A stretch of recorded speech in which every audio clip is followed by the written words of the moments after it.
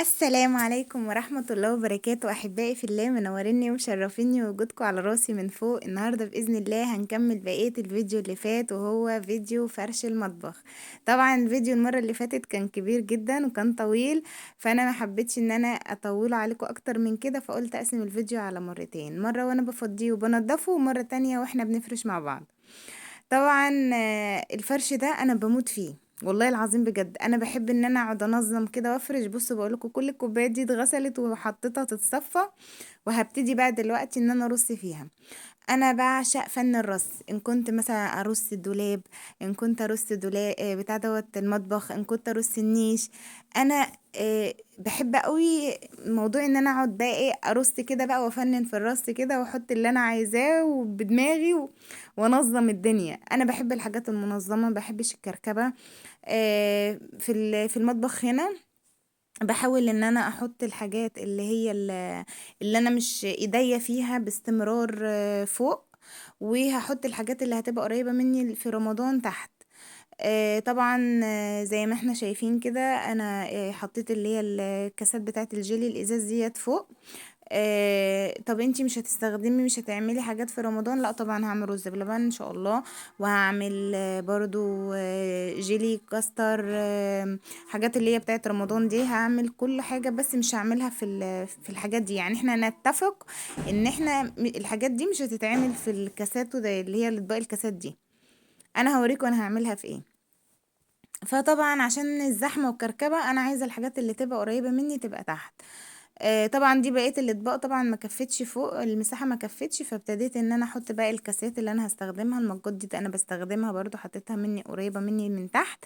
وكمان الأطباق الفخار دي أساسي، أساسي في رمضان عشان الزبادي بقى أنتم فاهمين. فحطيتها برضه تبقى قريبة مني هنا برضه في المكان دوّة. بصوا بقى انا بقعد احطه واشوف، لا مش عاجبني النظام ده اروح مغيره، لا حاطاه كده. فبصوا بقى العلب البلاستيك ديت اللي هي انا حطيتها على جنب، دي اللي بقيت اعمل فيها كل حاجه دلوقتي. بقت بتاخد كميه محترمه جدا، وبقت كمان شكلها حلو وبغطا. فبصراحه مظبطه لي الدنيا على الاخر. كده كنت خلصت الضرفة اللي فاتت وابتديت في الضرفة دي. الضرفة ديت زي ما انتوا شايفين كده برضو، زي ما انا قلت لكم بحط فيها الحاجات اللي هي الكبة والخلاط، الحاجات الكهربائية يعني. كنت حاطة فيها برضو الاطباق الفخار، فطبعا لما انا شلتها وحطيتها في الضرفة اللي فاتت فالضرفة دي بقت فايقة جدا، وبقت يعني حاجة يعني ايه بقت كويسة، يعني بقت ان هي مساحتها حلوة، ان انا خلاص بصي يعني ممكن تاخد كمان مكان ما انا حاطة الميزانة كده، ممكن تاخد حاجات تاني. وجيت هنا رصيت الخل، وده بيكنج باودر، مش بيكنج باودر، كربونات الصوديوم. وهنا بوريكم اهوت، حطيت ورصيت كل حاجة. هاجي بقى المطبية دي بعد ما ريناد عملتها الفيديو اللي فات، رجعتها عروسة وانا فرشتها من جوه، ورحت جاية عاملة فيها المطبية العسل دي. خليتها مخصصة للصوصات، وللصوصات التزيين التورت والحاجات التزيين وللجيلي لأي حاجة يعني هتبقى ديت مخصصة للحاجات دي فقط لا غير. والسمسم وحبة البركة والحاجات دي. وهنا بقى رصيت الجزئية ديت بقى، حطيت برضو العدس بجبة، وحطيت الحاجات التانية يعني، وبقيت الحاجة ودي هيتحط فيها الشعرية لسه هجيب. وهنا دورة فشار برضو خلصان، فلقيت الحاجات دي خلصانة، حطيت علبهم قدامي كده فاضية عشان اجيب لهم طلبات ان شاء الله. وهنا ابتديت ان انا بقى فرشت طبعا الادراج كلها المفارش. وهنا برضو على الرخامة لو انتوا شايفين هنا المفرش ده انا فرشته على الرخامة برضو. ادى شكل حلو قوي برضو للرخامة، والمفرش ده مش من اللي بيتلزق يا جماعة. وهنا ابتديت ان انا اوريكم بعد ما رصيت الادراج بتاعت المطبخ اهي. نظمت بقى الدنيا، والحاجات اللي ملهاش لازمة اترمت، والحاجات المهمة اتحطت. والدرج دوت خاص بقى حاجات الانابيب، جلد الانابيب، مفتاح الانابيب، الكلام اللي هو ملهوش اي 30 لازمة يعني. بس حاجات مهمة. وجيت هنا حطيت بقى حاجات الرز بتاعتي، وهو الاطباق البلاستيك والصواني المربعة. وهنا برضو حطيت الحلل والمصافي والحاجات برضو اللي انا بحتاجها. وبرضو الضرفة الأخيرة دي برضو حاطة فيها علب التلاجة، وحاطة فيها بطرمانات، وحاطة فيها قوالب فخار كبيرة كده جوه، وحاطة فيها حاجات كتير برضو بحتاجها وكده. وبالشكل ده كده هكون خلصت المطبخ. يا رب يا رب يكون عجبكم، ويا رب ينول اعجابكم، ويا رب ما تكونوا زهقتوا مني. وهنا حطيت حاجات التوابل بس. بصوا المطبخ بقى تحفة. وبكده خلاص هكون خلصت الحمد لله. طلع عيني، بس لسه في حاجات كتير برضو عايزة تتعمل في المطبخ ان شاء الله. بقى ديت هتبقى على دخلة العيد. بس انا خلصت كل حاجة وجبت المفرش دوت.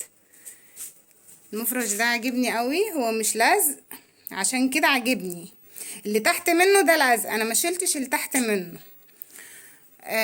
وظبطته كده على الرخامة بالشكل ده. وركبت ستارت المطبخ. والشفاط انا ما عملتوش لان الشفاط اصلا نضيف زي ما انتم شايفينه. هيتعمل ان شاء الله في رمضان. والبوتاجاز نفسه هيتعمل له عمرة كاملة ان شاء الله برضو في رمضان، هو والتلاجة. يعني الحمد لله كده. ما عادش فيها غير حاجات بسيطة، انما كل بقى من بره وجوه ورص الحاجات. ودي انا عملتها كلها زي ما انتم شايفين كده. دي فيها الصوصات، عملتها خاصة بالحلويات والصوصات بس. والحاجات اللي هي الكاتشب والمايونيز والطحينة، الحاجات اللي هي الصوص بس. وهنا عملت العدس، والعدس الاصفر وبجبة واللسان العصفور في الحتة اللي فوق دي. وهنا زي ما انا قلت لكم هنا هيبقى فيه ذرة فشار انا خلصان عندي، وشعرية هيتحطوا في المكان ده. وورا هنا في برضو صويا صوص والدبس رمان والخل التفاح.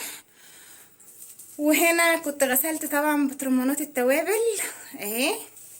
الحمد لله كله تمام كله تمام.